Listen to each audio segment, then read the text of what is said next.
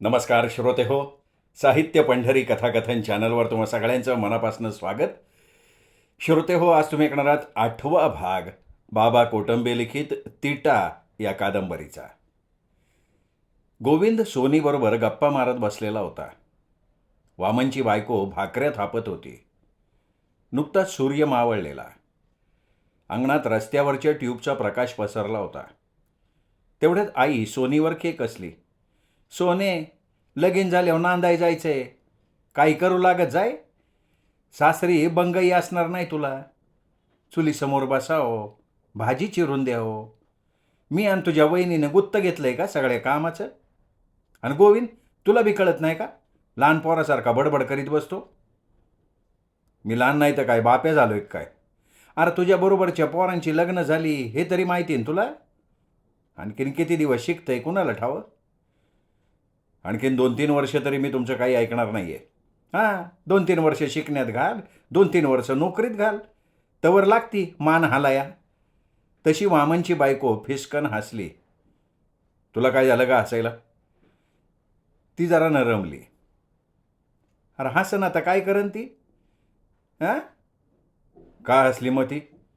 हसणारच ती. तुम्हाला एवढ्यातच म्हातारी करायला लागलीस ना? ते काय मला ठावं नाही. शिकू वाटलं तर शिक, नाही तर घरी बस. पुढच्या वर्षी मी तुला पिवळा करणार म्हणजे करणार. माझी हाडं कुटकुट झाली कामं करून. आणि तिला खायला काय घालू? मीच जगतोय तुमच्या जीवावर. मला लहान मोठी नोकरी लागू दे, मग तू म्हणशील तिच्याबरोबर लग्न करतो, मग तर झालं. तात्याही शाळेत काही जागा भरणार आहे. बापूला भेटायला सांग त्याला. तू भेट की. तुझं येणं जाणं आहे वाटतं की त्याच्याकडं. माझं कशाचं ऐकतोय? काही घेऊन काम केलं तर काय? अरे तो का माणूस आहे का? मग मी बी तेच म्हणतोय. तो काय माणूस आहे का? लांडगा आहे तो, लांडगा. तो पैसे बी घेईन आणि काम बी नाही करायचा. वडील आत येत म्हणाले. भेट झाली का तुमची? काल दुपारी माळ्यातल्या बंगल्यावर आला होता, तेव्हा भेटलो त्याला. काय म्हणला मग तात्या? काय म्हणतोय? म्हणला कारकून म्हणून घेतो, परमनंट करण्यासाठी काही खर्च लागन तेवढा करा. मला 5 पैसे देऊ नका म्हणत होता. आता तो तिकडं देतोय का खिशात घालतोय हे काय आपण बघाय बसलोय का? ते ठीक आहे, पण तुम्ही काय म्हणालात? नाही, मी त्याला म्हणलं खर्च किती येईन, तर म्हणला कमीत कमी 70-80 हजार तरी येईन. एवढे पैसे काही झाडायला लागलेत का? आता तूच बघ की. मी म्हणलं अरे बाबा 5-25 हजार घे, बाकीचे घे पगारातून कापून. मग काय म्हणाला? नाही जमत म्हणला. म्हणला मलाही तिकडं द्यावे लागतात पैसे. मी बी नको म्हणून सांगितलं. बरं झालं. अहो, पहिल्याच लोकांचे अजून पगार चालू झाले नाहीत. त्यांच्याकडूनही असेच पैसे घेऊन बसलाय. गोरगरिबाचे पैसे घ्यायला काय वाटत नाही कर त्याला? गोविंदाची आई म्हणाली. काही वाटत नाही त्यांना. उलट तेच म्हणतात तुमचं कल्याण होतंय, त्या बदले 4 पैसे घेतले तर काय बिघडलं? मी तुला तेच सांगत होते. तुझं जरा जा नाही आहे नाही, तूच बघायचं ना बोलून. बाई, पैशा बिगर तो काम नाही करणार. त्याला करायचं असतं तर बापूला हो म्हणाला असता तो. वाटलं गावातल्या गावात 4 पैसे कमी का देईना, पण गावातल्या गावात होत होतं ना. ठीक आहे, तू म्हणतेस तर भेटतो एकदा, पण काही फायदा होईल असं मला तरी वाटत नाही. आईच्या समाधानासाठी गोविंद तयार झाला. श्याम्या आणि सालम्या नेहमीच्या कट्ट्यावर बसून गोविंदची वाट बघत होते. मुलांच्या घोळक्यात गोविंदही कॉलेजच्या गेटमधनं बाहेर पडला. ज्वारीच्या पिकात एखादं धाट उंच वाढतं आणि ते चटकन नजरेला पडतं, तसा गोविंद सगळ्यांना दिसला. गोविंद जवळ येतात श्याम्या म्हणाला, गोविंद, तुझी पर्सनॅलिटी छान आहे बरं का. उंची तर माझ्या मामासारखी झाली तुझी. तू आहे ना, तू पोलीस नाही तर मिलिटरी जॉईन करायला हरकत नाही बरं का. अरे मी तर म्युन्सिपाल्टीसुद्धा जॉईन करायला तयार आहे, पण घेतलं पाहिजे ना. तू असा नर्वस नको होत जाऊ ना गाड्या. आम्ही एवढं तुझं कौतुक करतो आणि तुम्ही कितीही कौतुक करा, 5 पैसे माझ्या खिशात नाही आहेत. त्यामुळे मी तुम्हाला चहा पाजू शकत नाही. घाबरू नको, आम्ही तुला चहा नाही मागत. घाबरू नको तो काय करू? तुझ्या बापाचं दुकान आहे, श्यामीचे वडील नोकरीला आहेत, शिवाय बागायती शेती आहे. तू असं कर, कॉलेज सोड आणि झोळी घे हातात आणि म्हण, गरीबो की सुनो. पहिली भिक्षा 10 रुपये माझी, श्याम्या हसत म्हणाला, कर टिंगल कर, सध्या तुझे दिवस आहे. बरं ते जाऊ दे, जगाची काही खबर बात? 8 दिवस झाले त्याची काही खबर नाही, कॉलेजला बी आला नाही. त्याच्या रूमवर तर जाऊन बघू चला. तिघेही खोलीवर आले तर जगूच्या खोलीला कुलूप. श्यामेच्या ओळखीचा एक शिक्षक तिथे राहत होता.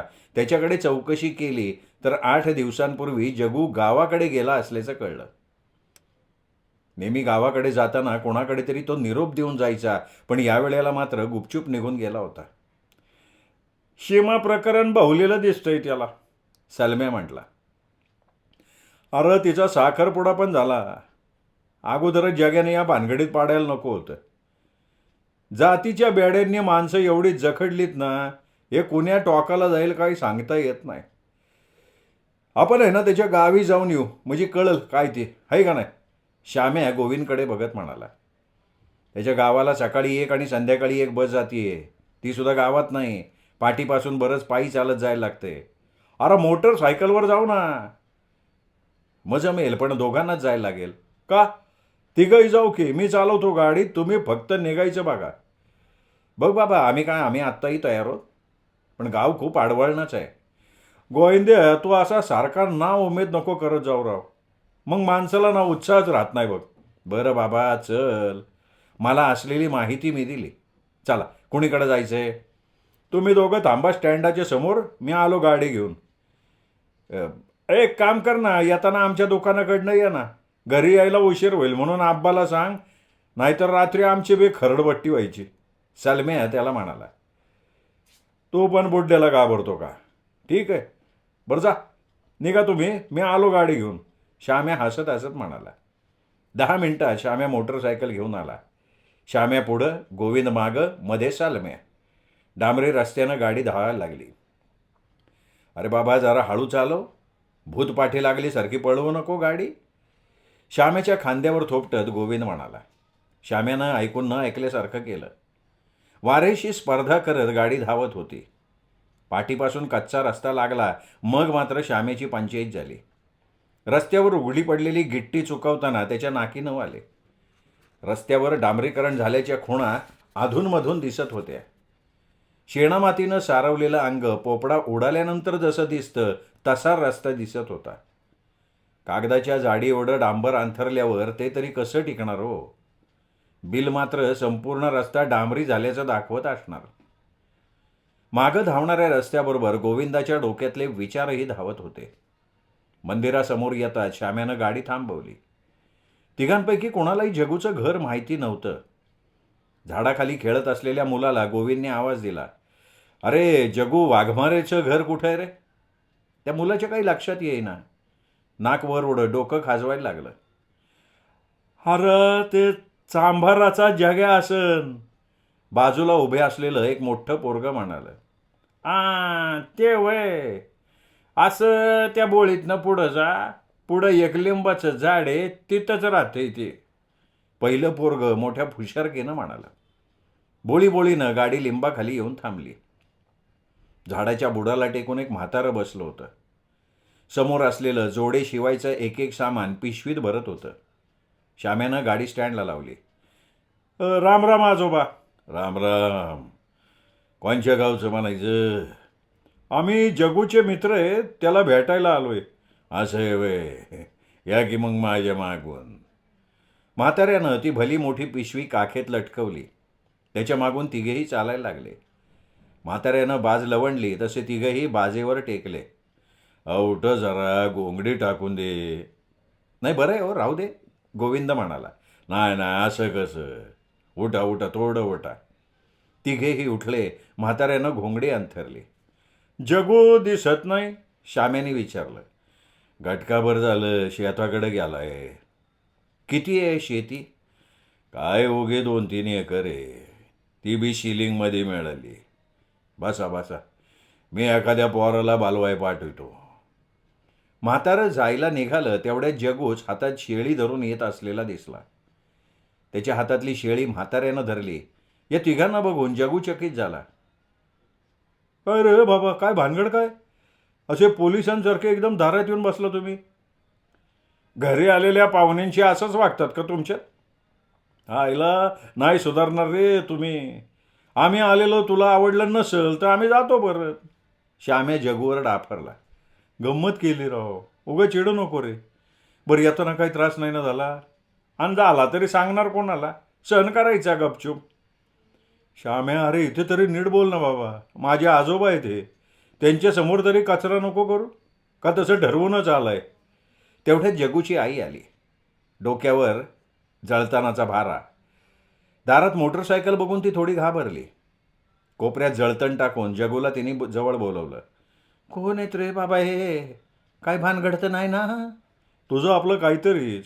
माझे मित्र आहेत ते, 4 दिवस कॉलेजला गेलो नाही म्हणून आलेत. असं आहे वय? मला वाटलं कुणी सरकारी लोक आले काय. दूध काढ, मी चहा ठेवते.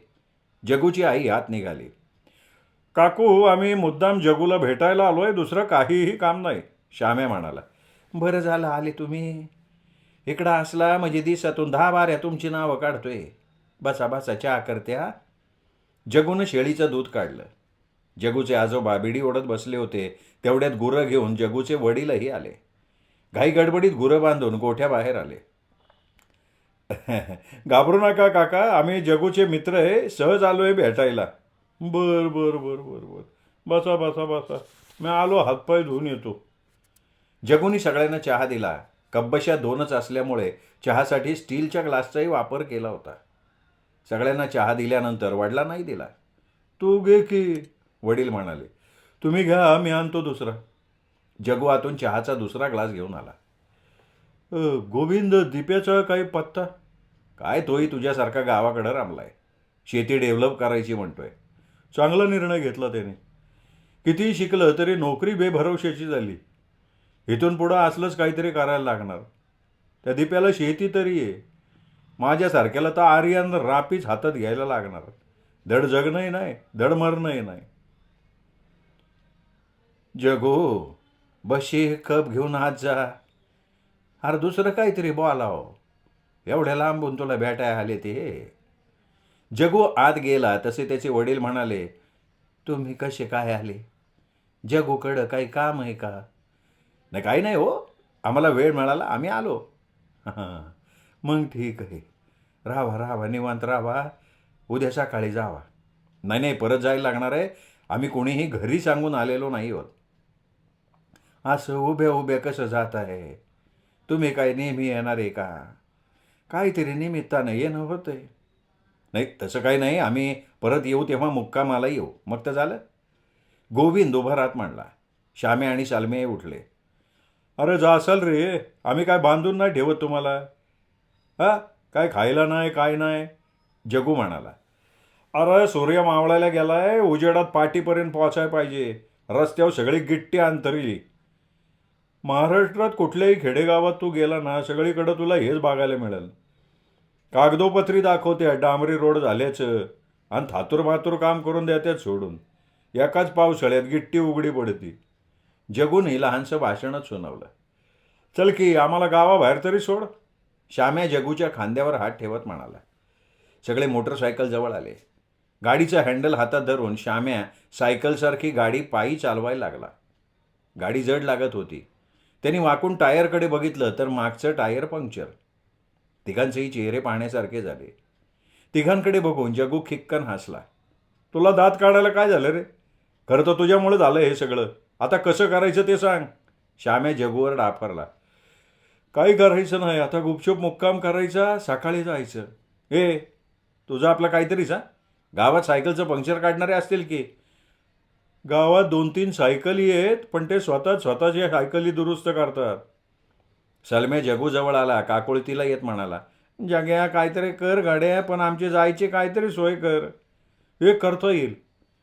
मोटरसायकल बैलगाडी टाकायची, पाठीपर्यंत न्यायची, नाही तर मग चक्का काढून न्यायचा, दुसरा पर्याय नाही.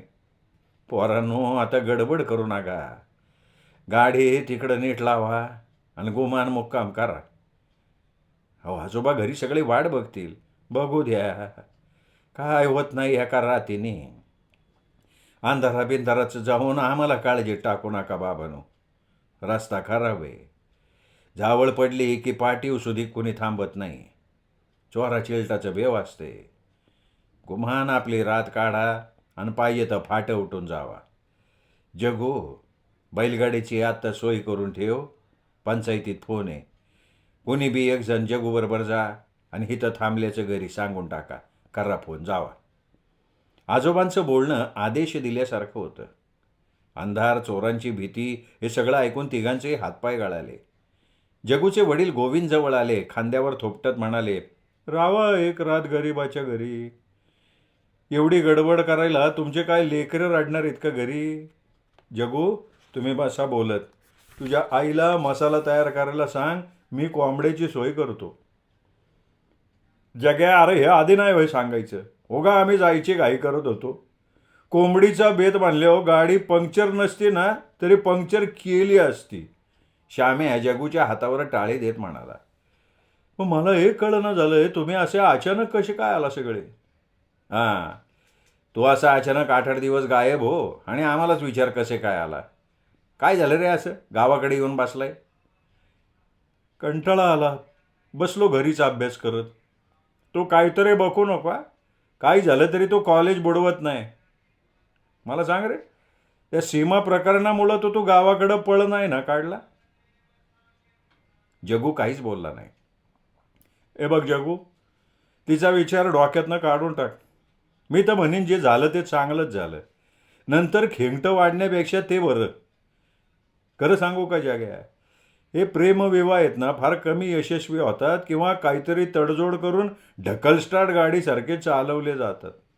मला कालच कळलं तिची एंगेजमेंट झाली म्हणून. मग लक्षात आलं तू असा अचानक गायब का झाला. बरोबर आहे तुमचं. तिचा काही दोष नाही रे, दोष माझा म्हणजे माझ्या जातीचा आहे. दोष माझ्या जातीचा, माझ्या गरिबीचा. सगळे बेंबीच्या देठापासून ओरडते जात पात संपली म्हणून, पण हे सगळं झूट आहे. न दिसणाऱ्या लाभार रसासारखी ती जात आतल्या धुमसती. कोणी बोलून दाखवत नाही एवढंच. पण वेळ आली की सगळे आपल्या आपल्या जातीवर जातात. जेव्हा मी माझी जात सांगितली ना तेव्हा ती अंगावर पाल पडल्यासारखी दचकली. फार मोठा अपराध झाल्याचा भाव तिच्या चेहऱ्यावर दिसत होता. आणि तिचंही खरंच आहे ना, तिने माझ्यावर प्रेम करावं असं काय आहे रे माझ्याकडं? दिसायला मी थोडा बारा आहे एवढा एक प्लस पॉईंट आहे, बाकी सगळं निगेटिव्हच आहे. याला राहायला नीट घर नाही, आई वडील मजुरी करते आहेत, आजोबा अजूनही जोडे शिवायचा धंदा करते आहेत. अशा मुलीबरोबर वरच्या जातीतल्या पोरीने का लगीन करावं? आणि त्यांनी तरी तशी अपेक्षा का करावी? जाऊ दे, आपलाच मूर्खपणा झाला. पण तिने लक्षात घेतलं पाहिजे. सिनेमातला सारखा प्रेमभंग झाला म्हणून मी आत्महत्या करणार नाही आणि दाढी वाढून संन्यास बी घेणार नाही. कधी न बोलणारा जगू घडाघडा बोलत होता. शाबास शाबास माझ्या गबरू, याला म्हणतात मर्द. श्याम्या त्याच्या पाठीवर थाप मारत म्हणाला. मग कधी येतोस तू कॉलेजला? गोविंदने त्याला विचारलं. येतो 2-3 दिवसात. आजोबांनी गावातली बैलगाडी विचारून ठेवली. जगूची आई स्वयंपाकाला लागली. मसाल्याचा वास बाहेरपर्यंत दरवळायला लागला होता. बंगल्याबाहेर बरीच गर्दी जमलेली होती. झेडपीचं इलेक्शन तोंडावर आलं होतं. बंगला माणसांनी फुलून गेला होता. त्या गर्दीतच गोविंद कठड्याला टेकून उभा होता. पियेतर्फे 2 वेळा निरोप देऊनही आतून बोलवणं आलं नव्हतं. परत गोविंदनी पियेला विनंती केली. अहो, मी त्यांच्या गावाला आहे, महत्त्वाचं काम आहे, फक्त 2 मिनटं द्या. महत्त्वाची बैठक चालू आहे बाबा, आत कोणाला सोडू नका असं बजावून सांगितले. प्लीज प्लीज 2 मिनटं फक्त. बघा भाऊ, नाही तर आमची हजामत व्हायची. काळजी करू नका हो, मी तुमच्यावर काही येऊ देणार नाही आहे. दार हळूच ढकलत गोविंद आत शिरला. 4-5 कार्यकर्ते आणि तात्यासाहेब बोलत बसले होते. त्रासिक चेहऱ्यानं तात्या गोविंदकडे बघत म्हणाले, काय रे बाबा, काय गरजेचं काम आहे का, जरुरीचं आहे का? उठून त्याला बाजूला घेतलं. तुला काय कळतं आहे का? महत्त्वाची चर्चा चालू असताना असा अडथळा आणायचा नाही कधी. काय ते पडदिशी बोल. तुझ्याशी थोडं मोकळं बोललं का तुम्ही लोक आहे ना असा फायदा घेता त्याचा. नाही, आपल्या शाळेत मला घेतो म्हणालात म्हणून आलो होतो. ती जागा भरली. तुझ्या वडिलाला सांगितलं होतं ना, पण त्यांचा काय निरोपच नाही आला. हो, पैशाची तडजोड काही झाली नाही म्हणून थोडा वेळ लागला. पैसे कोणाच्याच घरात नसतात. उसने पासने करून ते जमवायला लागतात. पैशाशिवाय काम होणार नाही, मी स्पष्ट सांगितलेलं होतं. 50-60 हजार तुम्हाला जोडता आले नाही राव. लोक 1.5-2 लाख रुपये घेऊन मागं फिरतात. गावचा म्हणून मी थोडी सवलत दिली, त्याचाही तुम्हाला फायदा घेता नाही आला. पुढं बघू काय ते, या आता. तात्या परत आपल्या जागेवर जाऊन बसले. गोविंदही बाहेर पडला. खरं म्हणजे गोविंदचीही तात्यांना भेटायची इच्छा नव्हती आणि हे असंच होणार याचीही त्याला कल्पना होती. पण एकदा भेटून ये अशी आईची सारखी भुणभुण चालली होती. गोविंद बंगल्यावरनं निघाला तो थेट चोरघडेच्या घरी. त्याच्या घरी वेगळीच गडबड चालू होती. ये रे गोविंद, बरं झालं आला. काय चाललंय तुमचं? आणि बांधाबांध कसली करताय? सांगतो, सगळं सांगतो. पण तू एवढा घामाघूम का झालाय? कुठे गेला होता? गेलो होतो तुमच्या साहेबाकडं. हे बघ, आता आमचा कोणी साहेब नाही. मागचं आम्हाला सगळं विसरायचे. ही सामानाची बांधाबांध चालली ना, ती गावाकडं जाण्यासाठी. आम्ही राहायलाच निघालो गावाला. वनमाला मोठाले डोळे करून त्याच्याकडे बघत होती. आणि काय रे, कॉलेजला नाही गेला का? नाही गेलो. गुरुजी, तुम्हाला आठवते का नोकरीविषयी तात्या बोलला होता? तू काय ते खरं धरून बसला होता काय? अरे, अशी आश्वासनं रोज कित्येक लोकांना देतोय तो. तसं त्याने तुलाही आश्वासन दिलं. पैसे दिले तर काम करल आणि परत 2-3 वर्ष फुकट राबवून घेईन ते वेगळं. घरात 100ची नोट बघायला मिळेना, याला 60-70 हजार द्यायचे कुठनं? जमीन विकावी तर बाकीच्यांनी काय खायचं? म्हणजे आपल्या एकट्याच्या रोजीरोटीसाठी घरच्यांना रस्त्यावर आणल्यासारखंही नाही. बरं झालं गोविंद, तू लवकर तयार झाला, हुशार झाला. मी लागलो होतो त्याच्या नादाला, पण सुटलो बाबा त्याच्या तावडीतनं. हिच्याच डोक्यातनं कसा निघत नाही हे कोणाला माहिती. न कळायला मी काही वेडी नाही आहे. तुम्ही मला एखाद्या भावलीसारखं नाचायला लावलंय.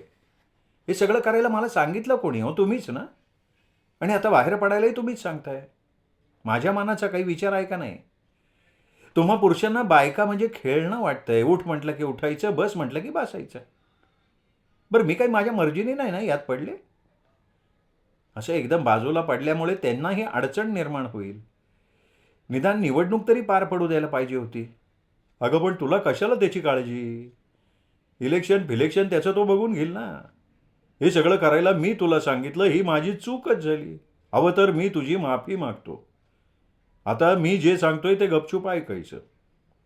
राजकारण वाईट आहे असं मी म्हणत नाही, पण हे काम आपलं नाही. आपल्याला आपली कामं भरपूर आहेत. जाऊ दे ना वहिनी. नाही तर नाही, 3 टाईम जेवायचं, बसून राहायचं. गोविंद हसत म्हणाला. तसं नाही आहे रे गोविंद, हे तेवढं सरळ नाही आहे. यांनी ज्या कारणासाठी मला घरी बसायला सांगितलं ना, त्याचं मला वाईट वाटतंय. याचा अर्थ यांचा माझ्यावर विश्वास नाही. माझ्या मनात काही पाप नसताना मी काहीही कसं ऐकून घेईन बरं?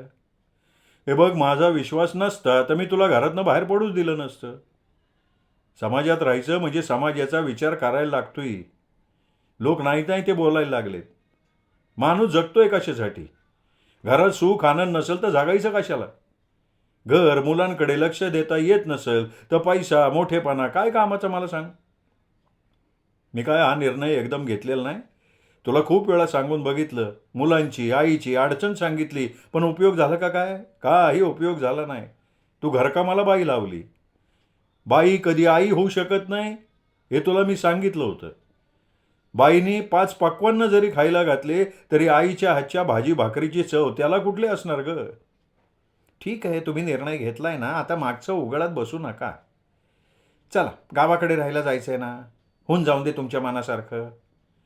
वनमाला झटक्यात आत निघून गेली. तेवढ्यात बाजूच्या खोलीतून म्हातारी बाहेर आली. जरा धीराने घे की बाबा. मी पहिलीच सांगत होती ना, हे काम आपलं नाही. सर, मी चलतो. आता गावाकडे येतो आहे तेव्हा रोज भेट होईलच. चल चल, मला पण टेम्पोवाल्याकडे यायचंय. दिवसा उजेडी सामान घरी पोचलं म्हणजे बरं. दोघेही घरातनं बाहेर पडले. पाटीवर उतरताच गोविंद घराकडे चालायला लागला. तेवढ्या तात्याच्या शाळेतल्या शिक्षकांना आवाज दिला. ए गोविंद, काय गडबड आहे? ये की. जाऊ दे की जरा. आपल्याला काही करण्यासारखं काम असलं तर बघतो की शेतात. तेवढाच घरच्यांचा थोडाफार रोष कमी होईल. आता शेतीतली कामं तुझ्या वाचून थोडी राहिली का? आपल्या भरोश्यावर बसलं ना तर शेतीची वाट लागल.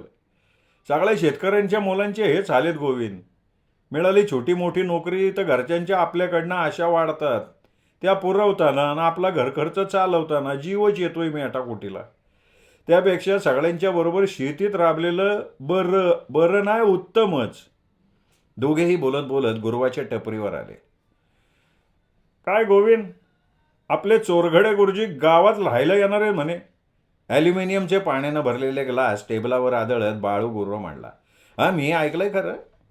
शेताकडे लक्ष देता येत नाही असं म्हणत होते. काय तसं म्हणायचंच असतं रे. खरी बातमी वेगळीच आहे. तात्याचं आणि त्याचं फाटलंय म्हणे. तुम्हाला या सगळ्या अशा बातम्या मिळतात कुठून हो? मिळतात अशाच. तुला पण माहिती असणारच की.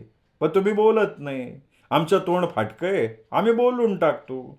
जाऊ द्या ना गुरु, आपलं चहा पाण्याचं बघा. आम्हाला चांगले 2 कट द्या, उत्तम द्या, बनवून द्या. शिक्षकानं गुरुवाला दाबलं. गोविंद, तुला घेणार होते असं आम्ही ऐकलं होतं, पण परवा कदम नावाचा दुसराच कोणीतरी हजर झाला रे. सध्याचा जमानाच असा आहे सर. ज्याच्या हातात दाम त्याचंच काम, असं चाललंय सगळीकडे. आपल्याकडे विष घ्यायला पैसा नाही, मग 60-70 हजार कुठून मोजणार? अरे पैसे काय कधी मागं पुढं घेता आले असते. निदान क्लेरिकलची जागा तरी गावातून भरायला काय हरकत नव्हती तात्याला. आणि तू तर प्रॉपर तात्याच्या गावचा माणूस. आम्ही सगळे आजूबाजूच्या गावातनं आलेलो. शिपाई फक्त तुमच्या गावातला आहे, ते पण त्याच्या बापानी शाळेला जमीन दिली म्हणून त्याला घेतलाय. मला वाटतं ते चोरघडे प्रकरण आहे ना, ते तुला बोललं. पण त्या चोरघडेचा आणि माझा काही संबंध आहे का? मी त्याच्या बायकोला सांगितलं का राजकारण सोड म्हणून? गुरुवाने चहा टेबलावर ठेवला. दोघं गुपचूप चहा प्यायला लागले. गुरव ढिळीला टेकून उभाच होता. आपण येताच यांनी बोलणं थांबवलं असं त्याला वाटत होतं. दोघे गप्प बसलेले बघून गुरव आपल्या भट्टीकडे निघून गेला. खरं सांगू का तुला गोविंद, हा तात्या आहे ना, तात्या बाईच्या बाबतीत फार वाईट माणूस आहे. आमच्या वाडीत सुद्धा त्याचं थांबायचं ठिकाण आहे बरं का. आधी त्या माणसाला हाताशी धरतो, 1500 त्याला देतो, लाचार बनवतो, आणि तोपर्यंत तात्याने त्या माणसाच्या चुलीपर्यंत प्रवेश केलेला असतो. आणि हे फक्त आमच्या वाडीत आहे असं नाही बरं का, अशी 5-10 गावं तरी नक्की असतील. हा चोरघडे मास्तर मात्र त्याला वाचतात भेटला. चोरघडे मास्तर लवकर हुशार झाले म्हणून ते सुटले. त्याचा मास्तर बी पैशाचा लोभी आहे बरं का. त्याच्यासाठी तर त्यांनी बायकोला राजकारणात घुसवलं. पण तात्याचे डावपेच त्याला कुठले काढायला. उलट तात्या त्यांना सज्जन वाटायचा. तात्यासारखी माणसं स्त्रियांचा शिडीसारखा वापर करून घेतात हे मास्तरच्या बायकोला तरी काय माहिती. तात्या एका वेळेला किती बायांना फसवतोय बघ ना. सगळ्यात जास्त मला त्याच्या तात्याच्या बायकोची कीव वाटते राव. सर्व दिसतंय तिला, सगळं कळतंय तिला, पण तिला गप बसायला लागतं. मनात किती बी राग असला तिच्या तरी गिळून टाकायला लागतोय. मला त्यांच्या बंगल्यावर अनेक वेळा जायचा योग आला बरं का, तेव्हा मी प्रत्यक्ष बघितलंय. तू त्यांच्या गावचं आहे, तुला अर्थात आमच्यापेक्षा जास्ती माहिती असणार. बरं, तर तुलाही त्याच्यामुळं राजकारणाचा थोडाफार अभ्यास झाला. कसला ढेकळाचा अभ्यास. आणि तो अभ्यास करून आपल्यासारख्यांना करायचं आहे काय? तेही गरज आहे म्हणा. बरं चल, माझा तास आहे, आता येत जा की शाळेकडं. गोविंदने मानेने होकार दिला. रस्त्यानं चालताना डोक्यात किडे वळवळल्यासारख्या एक एक घटना आठवायला लागल्या. उर्मिला, नारायण, वामन, पैशासाठी पागळलेला चोरखडे, वनमाला, तात्या, ही सगळी पात्रं अंगणात येईपर्यंत नजरेसमोरून हलत नव्हती. आई आणि सोनी अंगणात बसल्या होत्या. आईचं धान्य निवडणं चालू होतं. सुपातले खडे काढायला सोनी मदत करत होती. गोविंदनी पुस्तकं देवळीत ठेवली आणि आईजवळ बसकन मारली. बाई बघ, हातपाय न धुता बसला. हे तुला काय करायचं का आजीबाई? तुझ्या नाकात शेंबूड बघ किती येते. गोविंद सोनीच्या डोक्यावर टप्पल मारत म्हणाला. बघ बाई कसा घाणघाण बोलतोय. का रे लेकराला असं बोलतो तू? तिने काय वाईट सांगितलं का? जा हातपाय धुवून बस. जेवायला आहे का काही? हाय पिठलं भाकरी, सोने वाढ त्याला. रांजणातले 2 तांबे पाणी पायावर टाकून गोविंद जेवायला बसला. हे वेडाबाई, तुला नाही जेवायचं का? मला ना ग, तूच जेव. नाकाच्या शेंड्यावर राग आहे तुझ्या. हां, पण एका पोरीने वाढलेलं जेवण मात्र फार गोड लागतंय बरं का. हे म्हणे गोड लागतंय. आता तर श्यामडाबाई म्हणत होता. सोने सोने किती बडबड करते ग तू. आता तर जेवायचं म्हणत होती. जेव की गुमान त्याच्याबरोबर. सोनी गोविंदच्याच ताट्यात जेवायला बसली. रंग गोरा, इवलुशा नाकात इवलुशी सोन्याची रिंग, केसांच्या 2 वेण्या, अंगात परकर पोलकं. चालताना परकरचा घोळ हातात धरून चालायची. तिचं चालणं, बोलणं, वागणं गोविंदाला खूप आवडायचं. ती चिडली की छान दिसायची. मोठे डोळे, पाठीवर लोळत असलेल्या 2 वेण्या. बोलताना मोठ्या माणसाचा आव आणत बोलायची. ती चिडावी म्हणून गोविंद तिला डिवचायचा, कारण ती चिडलेली गोविंदला फार आवडायची. श्रोते हो, हा होता आजचा भाग बाबा कोटंबे लिखित तिटा या कादंबरीचा. पुढचा भाग उद्या ऐकूयात साहित्य पंढरी या कथाकथन चॅनलवर. नमस्कार.